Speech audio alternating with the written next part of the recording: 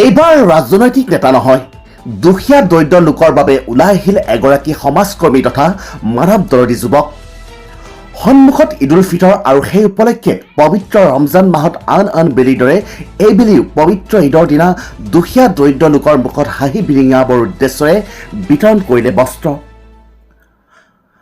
আজি গোৱালপাৰাৰ 51 নং বলতমাৰী গাঁও পঞ্চায়তৰ অন্তৰ্গত 1 নং হেলাপাখুৰী স্থানীয় মফিদুল ইছলাম নামৰ এগৰাকী যুৱকে 5 শতাধিক দৰিদ্ৰ মহিলাৰ মাজত বস্ত্ৰ বিতৰণ কৰা পৰিলক্ষিত হয়।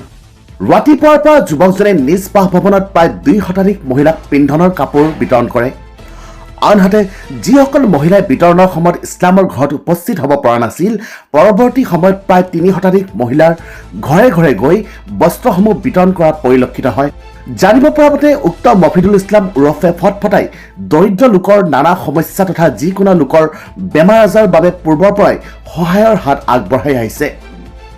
গোৱালপাৰাৰ পৰা জিৎ জামানৰ ৰিপৰ্ট, DV নিউজ। আমাৰ যিখিনি দুখীয়া মানুহ আছে সেই মানুহখিনিৰ ওচৰত গৈ পেলাই মই এখনকৈ কাপোৰ দিলোঁ আৰু লগতে যিখিনি মানুহ আমাৰ মাতা অৱস্থাত যোৱা নাছিল, মই নিজে আহি ইহঁতৰ ঘৰে ঘৰে মই কাপোৰখন দি দিলোঁ আৰু মোটামুটি যি মানুহখিনি পোৱা নাই সেই মানুহখিনিকো মই আহ্বান জনাম যে আপোনালোকে মোৰ আৰু কাপোৰ আছে, মোৰ ঘৰত আপোনালোকে যাব আৰু লৈ আহিব আৰু মোৰ কাৰণে অলপ দোৱা কৰিব যাতে মই আগামী বছৰত আৰু ইয়াতকৈ ডাঙৰকৈ আপোনালোকৰ ওচৰত মই আহি হেনা আপোনালোকৰ লগত দিব পাৰোঁ।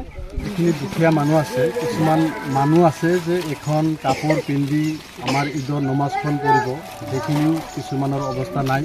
গতিকে সেই মানুহখিনিৰ ওচৰত মই আহিছোঁ যে এখন কাপোৰ পিন্ধি যাতে ইহঁতৰ আমাৰ এই ঈদৰ নমাজখন পঢ়িব পাৰে, তাৰ কাৰণে মই ঘৰে ঘৰে আহি এখনকৈ কাপোৰ দিছোঁ। সৰুখিনিক যেতিয়া কাপোৰখিনি দিওঁ, ইহঁতৰ মুখৰ এটা হাঁহি মই মোটামুটি বহুত শান্তি পাওঁ, কিক এটা পাওঁ।